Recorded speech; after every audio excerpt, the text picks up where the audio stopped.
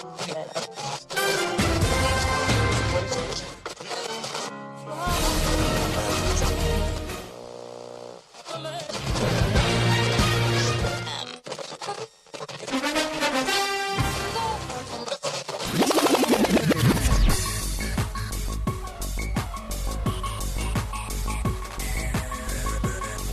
your headphones and pour your favorite beverage.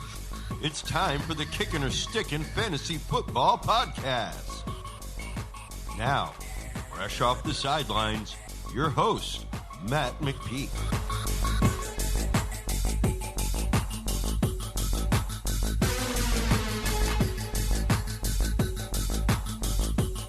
Fantasy freaks and geeks, what is up? Welcome to the Week 8 edition of the Kickin' or Stickin' Fantasy Football Podcast.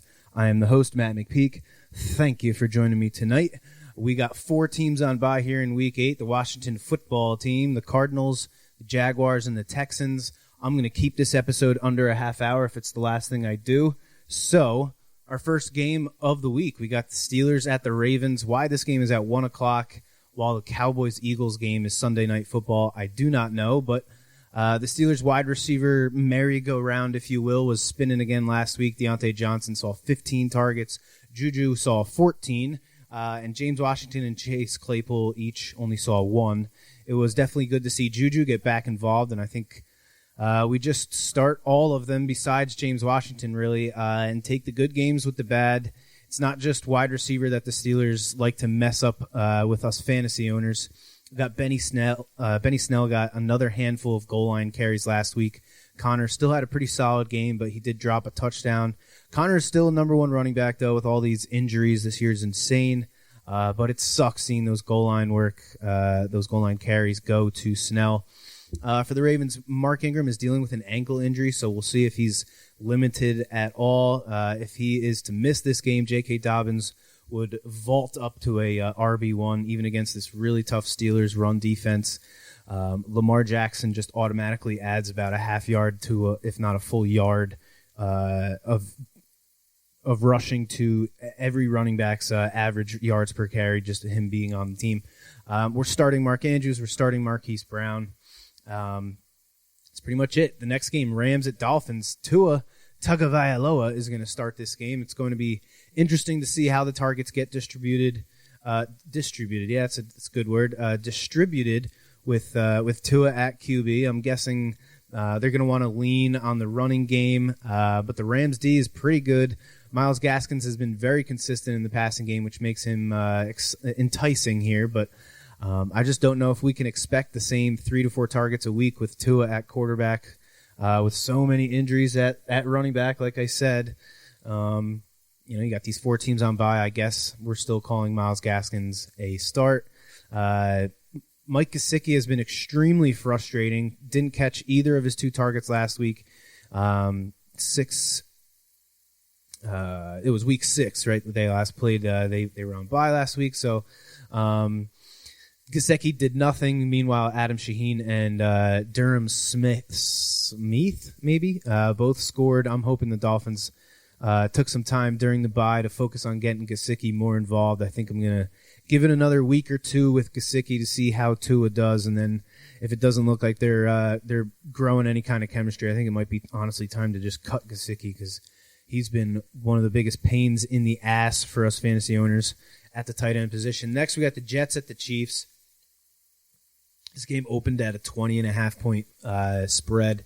If Jamison Crowder is healthy, he's really the only Jet worth starting. Maybe Denzel Mims in a 12-team league, but I'm not counting on the rookie. And on the other side of this game, you pretty much start anyone that's in a Chiefs uniform because they should completely dominate this game.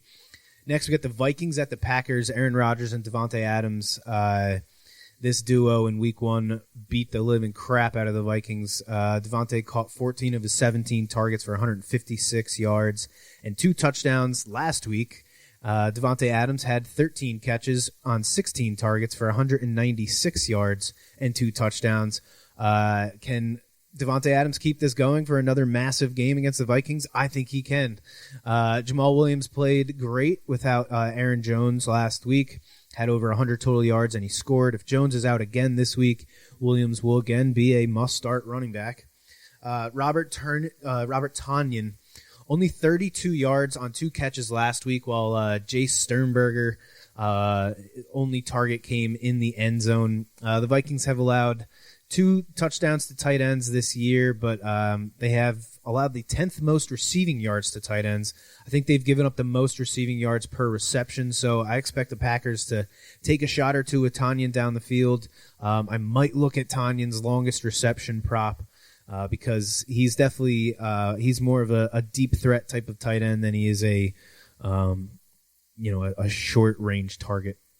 Vikings are coming off a bye. Not sure if Dalvin Cook will be playing or not. If Alexander Madison got his chance in Week 6, but only gave us 2.5 yards per carry. The Falcons' run D has been pretty good this year, but it was a massive disappointment. Whichever Vikings running back doesn't get the start, they're worth a start because.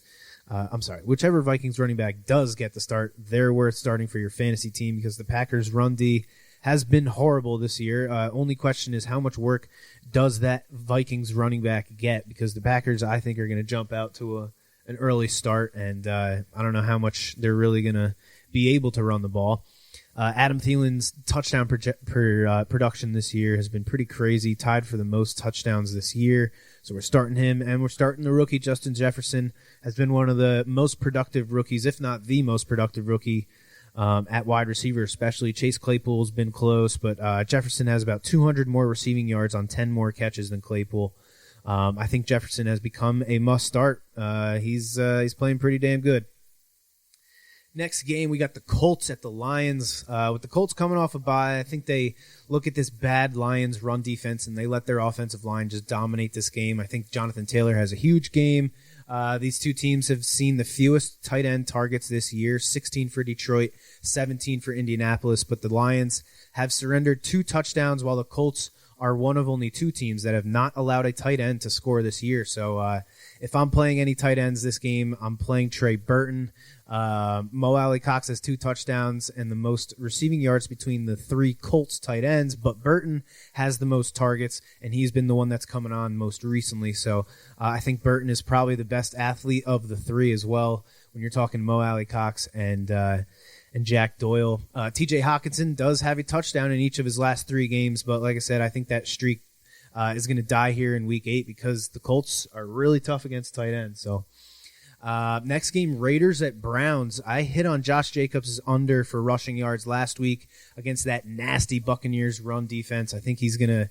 I think he gets going again this week. Only 4 teams have allowed more rushing yards, more rushing touchdowns than the Bears. Jesus, they're playing the Browns here.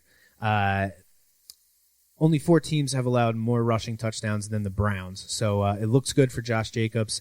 They did just hold Giovanni Bernard to under 3 yards per carry, but Giovanni Bernard is not Josh Jacobs, so don't get discouraged by Josh Jacobs' last game.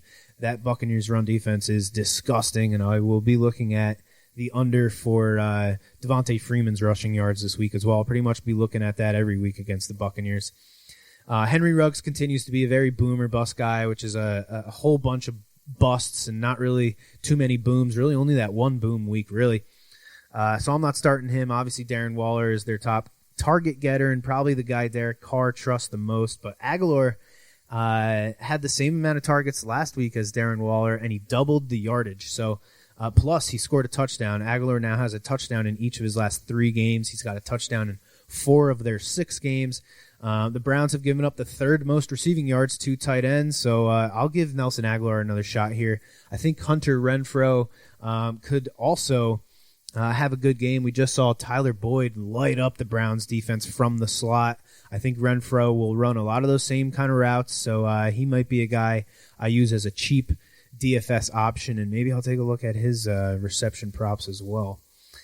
Titans at Bengals. Considering they were down by 20 points at one point, Derrick Henry still had a pretty good game last week against the Steelers. The Bengals have allowed the 4th most rushing yards this year, so Derrick Henry should have a field day in this game. The Bengals have also given up the 10th most receiving yards to wide receivers, with the 3rd most explosive pass plays allowed. So that's a pass play of 15 yards or more. So A.J. Brown is also a must start. Keep the Bengals have allowed the third most receiving yards to tight ends as well. So pretty much they're just giving it up to everybody.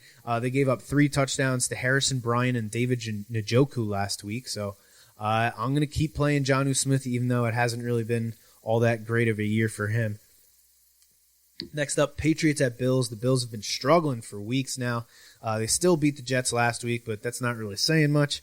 I honestly don't know if I can start any running backs in this game at all. Singletary only gets 10 to 12 touches a game if he's lucky. Zach Moss was the better running back last week, but they will both have their weeks. Damian Harris isn't getting enough touches, and James White only had 1 target last week in a game that they were trailing the entire time. So that, I think, was the biggest disappointment out of everybody from the Patriots, was the fact that James White was only targeted 1 time.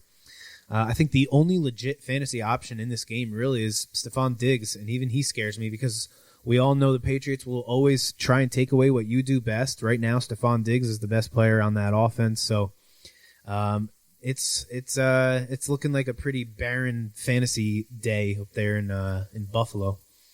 Chargers at the Broncos. Donald Parham, my boy. So I called Donald Parham's touchdown last week, but like a greedy bastard, I had to put him on a same-game parlay with Mike Williams over receiving yards of 41.5 instead of just sticking him in the tight end touchdown parlay, like an idiot. And it did not work out for me on either of those tickets. So, but it's obvious that the Chargers really like their tight ends. And Virgil Green, one of their 3 tight ends, went down with a really ugly ankle injury. If you're like me and you've sprained both of your ankles and broke one of them, it sucks seeing these dudes blow out ankles, but this guy, it was pretty gnarly. He caught a touchdown on the play, so that's got to make him feel slightly better. But so it's going to be just Hunter Henry and my boy Donald Parham. Hunter Henry did not have a good game last week, even though the Jaguars are one of the best matchups for tight ends. And my man, the XFL standout Donald Parham, I'll probably be rolling the dice with Parham every week the Chargers have a plus tight end matchup. So if I look and the team that they're playing is in the top third of the league as far as touchdowns allowed to tight ends, I'm going to throw Donald Parham on a ticket and see what happens, because I think he was like plus 380 last week. So that it's nice. It's a nice payout if it hits, and I think it's going to hit more often than it's not against these teams that are not good at defending tight ends. The sky is just massive. Next, we got the 49ers at the Seahawks. Carlos Hyde has a special game here. Why? Revenge. Yes. And this might be a pretty heavy workload kind of game for Carlos Hyde, because Chris Carson left last week's game with a foot injury, and he's week to week as of right now. He most likely is going to miss this game. Travis Homer is also at risk of being out because of a knee injury. So most likely we're looking at Carlos Hyde and the rookie DJ Dallas. It's going to be tough sledding, though. The 49ers have allowed the fewest fantasy points to running backs this year, so it's about as bad of a matchup as you can get.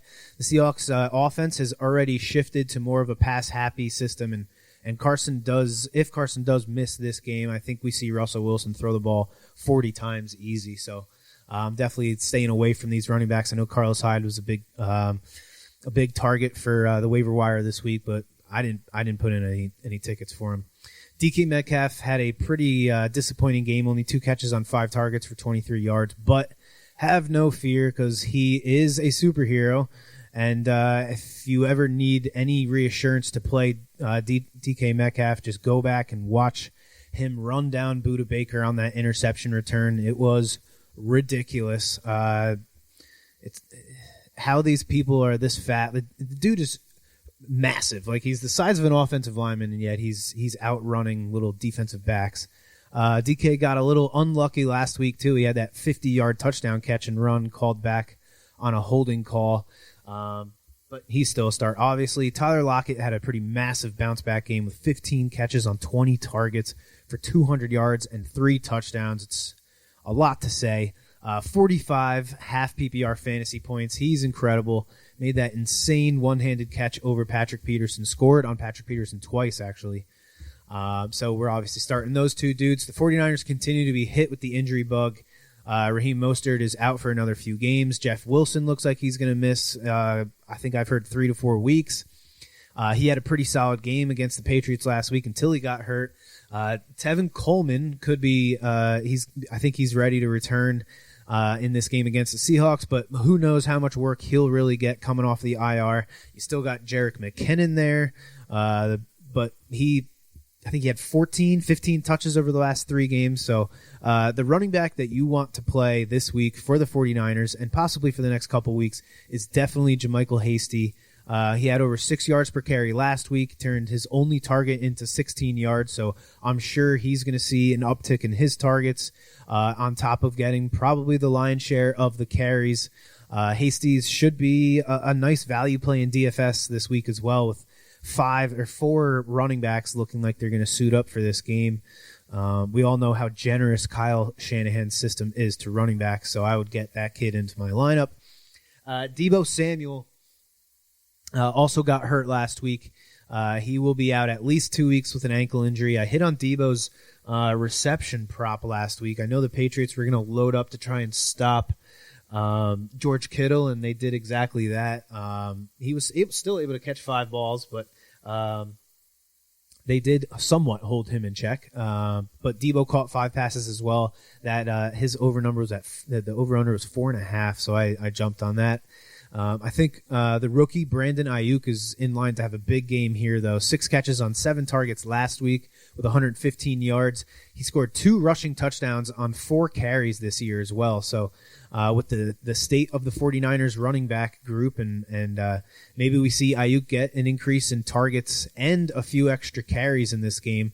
The Seahawks have been one of the best matchups for wide receivers this year, so I will definitely be taking a look at pretty much all of Brandon Ayuk's props. Receptions, I'll be looking at his rushing and receiving prop. FanDuel is pretty cool. They combine that together. I'm not sure if DraftKings does it, but we'll have to check it out. Next is the Saints at the Bears with no Michael Thomas or Emmanuel Sanders. The Saints still put up 27 points. Kamara got 24 touches. The Bears are a pretty tough run defense, but Kamara is obviously still a start. I thought Traquan Smith would see a bunch of targets last week. He ended up being 4th on the team in targets. Marquez Callaway caught 8 of his 10 targets and led the team in receiving yards with 75. Hopefully we get Michael Thomas back for this game, but if not, and no Emmanuel Sanders is still out, I think Callaway becomes a very interesting DFS play because he's going to cost nothing to get in your lineup. So take a look at him. David Montgomery has had some pretty tough matchups, and this one is not any easier. The Saints have allowed the 4th fewest rushing yards and the 5th fewest receiving yards to running backs, so I'm probably sitting him this week. Their offense just looks confused, and they look overpowered. They looked very sloppy on Monday night. So, yeah, I'm sitting David Montgomery. Allen Robinson should be a good play. The Saints, I missed on his receptions prop last week. He only had 4 catches on 4 targets. I think his number was like 6.5. So I was wrong on that one. But the Saints are in the top 12 in fantasy points allowed, and they just got torched by DJ Moore last week for a pair of touchdowns. So I like Robinson to have a bounce-back game here. My favorite play in this game, though, is Jimmy Graham. The Saints have allowed the 2nd most fantasy points per game to tight ends this year. They've given up 6 touchdowns to tight ends already. Graham has the 2nd most red zone targets in the league. He will definitely be on my tight end touchdown scorer parlay, mainly because of the matchup, but also because revenge. He obviously made a name for himself down there in New Orleans. Next, we got the Cowboys at the Eagles. This game is tough because there's just so many injury question marks. Is Andy Dalton playing? Is it the 3rd stringer, Ben DiNucci? Is there really that much of a difference? I think we're all still starting Amari Cooper and CeeDee Lamb. Gallup is definitely a sit either way. I think he's obviously the 3rd man out. Zeke is still a start no matter what to me. If he's going to get 15 to 20 carries and 3 to 5 targets every week, you're still going to start him no matter what. Dalton Schultz has the best matchup. The Eagles have allowed the 3rd most receptions and the 5th most receiving yards to tight ends, and they've given up 6 touchdowns to tight ends. So Schultz might make the tight end scorecard, but I want to see who's going to be starting at quarterback before I bet on it. And then even if I know who's starting at quarterback, I may not, because this Cowboys offense just looks pathetic. We don't know if Miles Sanders will be able to play. He's still questionable as of right now. Cowboys have allowed the sixth most fantasy points to running backs. However, they are really tough on running backs in the passing game. So whether it's Sanders or Boston Scott, I'm going to be looking at their under for receiving yards. Those two linebackers that the Cowboys have, they run sideline to sideline. They're fast as hell, and they can cover these running backs out of the backfield. So I'm definitely going to be taking a look at that. Travis Fulgham, I think, is still a good start in this game. He's had double-digit targets in 3 straight games now. Pretty sure I heard a stat today that he's the only player right now with an active streak of 3 games with double-digit targets. So that's pretty ridiculous. He had a handful of red zone targets last week, but just couldn't score. He's probably still their number 1 target. The Cowboys have allowed the 3rd most fantasy points to wide receivers. So Travis Fulgham should be pretty good. Richard Rodgers is another interesting tight end here. He's got a good matchup with the Cowboys, who are 8th in fantasy points allowed to tight ends. He caught 6 of his 8 targets last week for 85 yards. Carson Wentz loves throwing in these tight ends, and Richard Rodgers is, he's not a great tight end, but he's not bad either. So maybe an interesting, you build your DFS lineup this week and you wait at tight end, and you get lucky that Richard Rodgers is one of the cheaper guys. Buccaneers at the Giants. I think this is Monday Night Football. This is the last game. Sweet. We're only at 20 minutes. Excellent. Buccaneers at Giants. Unfortunately, I think Tampa Bay is on the verge of becoming just one massive headache. You got Leonard Fournette. He got some work last week for the first time since week 3. He and Ronald Jones basically split the carries, 11 for Fournette and 13 for Jones. Ronald Jones got the rushing touchdown halfway through the 4th quarter, but Fournette got 7 of the team's 9 running back targets. I have both of them in separate leagues, and I think I'm just going to start them both every week and just hope that they score. Of course, I have Fournette in the non-PPR league, and I have Jones in the full PPR league, which I wish it was the opposite, but that's just the way the cookie crumbles sometimes. The cookie, yeah. So hopefully, they both have more good games than bad, but it's going to be a huge headache just trying to figure out which guy's going to have a better game, which is why you should just start both of them. As far as the wide receivers go, let's just go down the list here for the Buccaneers. Mike Evans has been one of the most incredibly inconsistent players all year, mostly due to injuries, but still only 3 catches over the past 2 games yet. He's had 2 games this year with only 2 receiving yards, and he's had 2 games this year with over 100 receiving yards. He scored, I think, in the first 4 games, each of the first 4 games, and then he didn't score for 2 games. It's just ridiculous. He's on and off, on and off. Chris Godwin has a broken finger, and he's not going to play this week. Last week, Scotty Miller tied Chris Godwin for the team high in targets with 9. Miller has led the team in receiving yards, and he scored. Tyler Johnson also scored. Scotty Miller has been, along with Mike Gesicki, I think Scotty Miller has been the biggest thorn in my ass for fantasy football this year.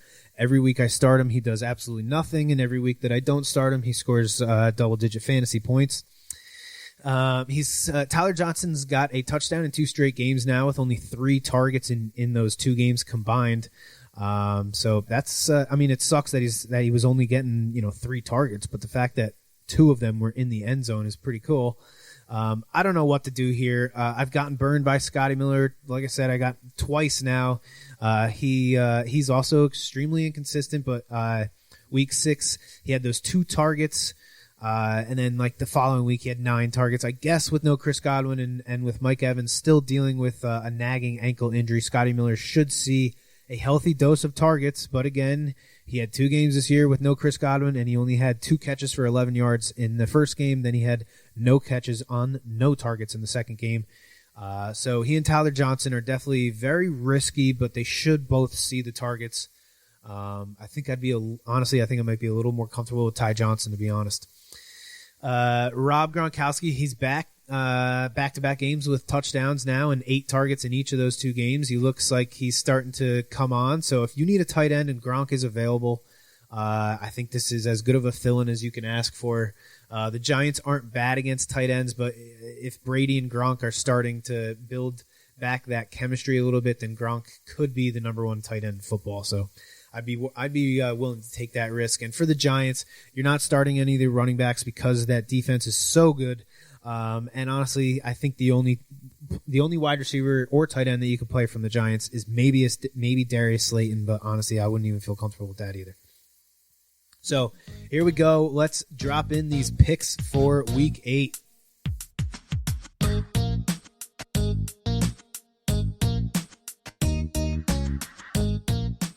All right, the Week 8 podcast picks here. Last week was rough. 3-5-1 my picks were last week. It was my first losing week. Aaron Jones was one of my touchdown scorers, and he did not play, so I was kind of behind the 8 ball from the start, but we're still at 59% on the season. A hit on my Week 7 road dog with the Steelers winning outright, so 7-0 with the road dog picks now. 5 of the 7 have won outright, so if you've been tailing me on these road dog picks, you're making money. My goal is to finish this year over 60%, so I got to dig myself out here. So let's go with Week 8 picks. My first one is the Colts minus 2.5 at the Lions. The Colts are coming off their bye, with the Lions are coming off a crazy last-second comeback win against the Falcons, a game they should have lost, but Todd Gurley decided to score instead of take a knee on the 1-yard line. The Colts have by far the best offensive line in football, and head coach Frank Reich has said he wants to see more from his running game. The Lions have allowed the 7th most rushing yards per game. I think Indy comes out and runs the crap out of the ball. I think they win this game by 3 points easy.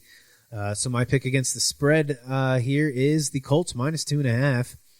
The next one, Rams minus 3 at the Dolphins. Tua Tagovailoa will make his first start. A lot has been made of the Dolphins' decision to start him while the team is 3-3, and the veteran Ryan Fitzpatrick has been playing good. But Tua is the future. I think best case scenario for the Dolphins is 8-8, 9-7, even with Fitz at quarterback, which yes could make the playoffs this year, especially with that extra playoff spot. But are they really going to do anything in the playoffs? You know, they're going to go up and play Kansas City, Baltimore, Pittsburgh, or Tennessee in the first round. What's the point, right? So let Tua get in there, take his bumps, and then next year he comes. He starts the season and he comes out with a good 8 games under his belt. I think it's a good idea. The Rams D-line looked incredible last week against the Bears. I know the Bears offense is nothing spectacular, but Aaron Donald is the last guy you want lined up over your center in your first career start. Right now, the Bears are the only team to allow touchdowns to wide receivers. Screwed that stat up. Right now, the Bears are the only team to allow fewer touchdowns to wide receivers than the Rams. So the Rams are second in touchdowns allowed to wide receivers, and they've allowed the second fewest fantasy points to wide receivers. So I don't expect much from the passing game of Miami. Miami is they're in the middle of the pack as far as rushing yards allowed per game. The Rams have rushed for the 7th most yards per game, so I think that's a big mismatch in this game. I think Darrell Henderson has a good game, and the Rams win. I would buy this game down to 2.5, so you only need the 1 field goal. It will cost you, between 20 and 30 cents in value, which is significant, but I think it's worth it here because I do think it's going to be a tight game. All right, and the last pick here, the Titans minus 5.5 at the Bengals. This one's pretty easy to me. We got the Bengals allowing the 4th most rushing yards per game right now. They just lost 2 of their starting offensive linemen. The Bengals O-line wasn't all that great to begin with, and now they got 2 guys down, so I think it's significantly worse. I think it's a long day for Joe Burrow and the Cincinnati offense. I think the Titans get back on track after their first loss of the season last week. Derrick Henry runs wild over the Bengals, so give me the Titans minus 5.5, to round out my 3 picks against the spread here. If you were to parlay those 3 picks together, should get you around 470 plus 475, so that's about $95 on a $20 bet. Not too shabby. My over for Week 8, the over. I'm going with the Vikings at the Packers over 50.5. This game has it hit 77 total points in week 1. Both of the top running backs on each team are returning from missing a game because of injury. But besides that, nothing has really changed for either team. Green Bay averages 32.8 points per game. Minnesota is at 25.8 points a game. Minnesota allows 32 points per game, so pretty much right on track with what the Packers score. And Green Bay allows 26.5 points a game, about 1 point more than what Minnesota scores. So even if each team puts up 2 less points than they do on average, that number of 51 should still hit for our over. So I like Minnesota at Green Bay over 50.5. The Colts at the Lions are going to be my under. It's at 50 right now. The Colts have a really good defense. Granted, they've had a pretty easy schedule so far this year. They're coming off their bye. As I said earlier, the Lions' run D is not great, so I think they give the ball to Jonathan Taylor a good 25 times this game, and they just grind out a slow, boring win, low-scoring game. I'm honestly pretty surprised that the game is at 50 right now. I see this as a 24-17 game, 27-21 at very most. So yeah, give me the Colts at the Lions under 50 points. My touchdown scorer props for this week are going to be Devontae Adams. Adams has either a touchdown or over 100 receiving yards in his last 7 games against the Vikings. He absolutely torched them in week 1. I think Rodgers dices up that young Vikings secondary again this week. I've never bet a guy to score 2 touchdowns, but I might consider it this week with Devontae Adams because I think he's just going to keep having himself a jolly old time against the Minnesota Vikings. My next guy to score a touchdown in week 8, Derrick Henry. You pretty much bet Derrick Henry to score every single week, and you'll finish the season up, I bet. But I think this is going to be a very ugly game, and I think King Henry is going to just dominate the Bengals, so I think Henry scores easy. Travis Kelce is the number 3 guy for me in week 2. The Jets let Jordan Reed score twice, who was sitting on the couch watching the NFL in week 1. Then in week 5, they gave up touchdowns to both Adam Shaheen and Durham Smythe. If the Jets struggle to cover those dudes, Travis Kelce should have a pretty good game, I would say. He's another guy I might seriously consider to take for 2 touchdowns. So all we got left here is the road dog of the week. Oh, you didn't know? Your ass better call somebody.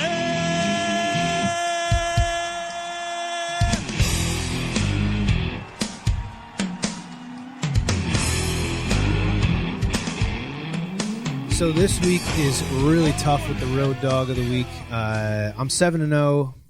I really want to keep this streak alive, but like I said, this week just really sucks. I'm going to run down the list of road dogs as of right now on Thursday night. Almost every road dog this week is a division game, which was interesting to me.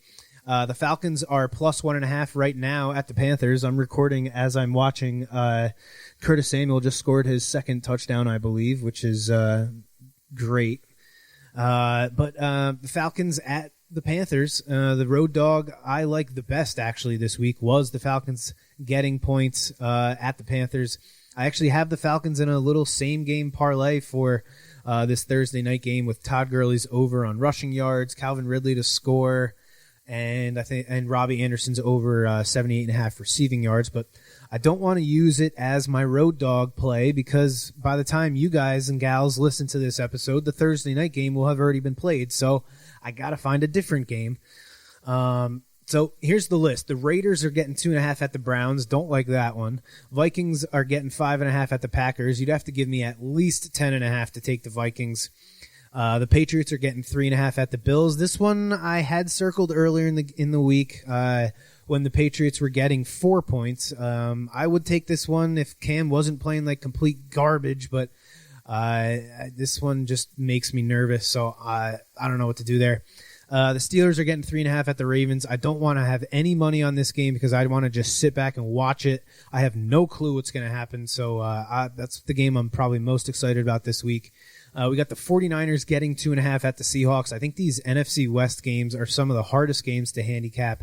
I think the Seahawks win, but I don't know if it's by 1 point or by 10 points, so I can't take this one.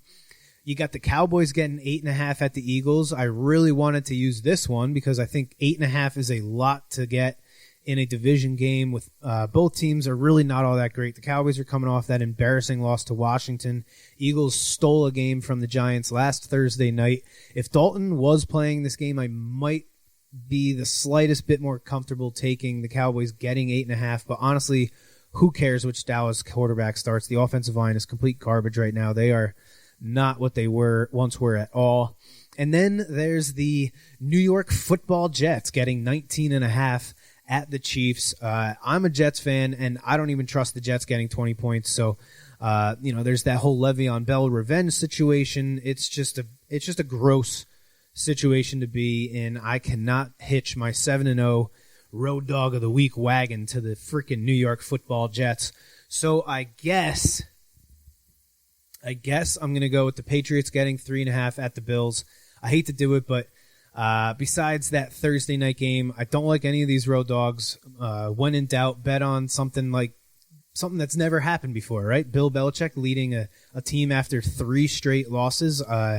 I doubt that's ever happened with the Patriots. Probably never happened when he was working under Bill Belichick or Bill Parcells with the Giants.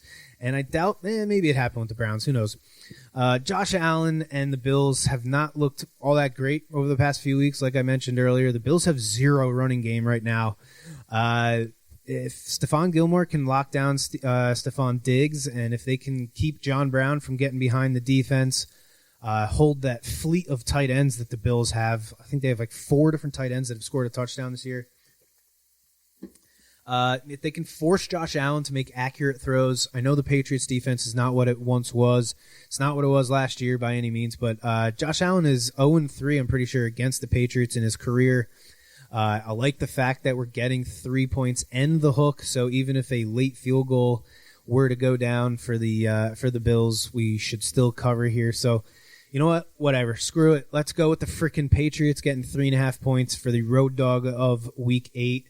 And that's going to do it for the Week 8 Kickin' or Stickin' Fantasy Football Podcast. Thanks for tuning in. I think we're still over a half hour, of course, but I'm sorry. Should only be a couple minutes over a half hour. But make sure you check us out next week, where we'll be doing it all over again. So thanks again, and may the fantasy gods be cruel to your opponents. You have been listening to the Kickin' or Stickin' Fantasy Football Podcast. For more great episodes and information, follow us on social media and tune in every week. Kickin' or Stickin' is available on Google Podcasts, iTunes, iHeartRadio, Spotify, Alexa, Reach.tv, or your favorite podcast service.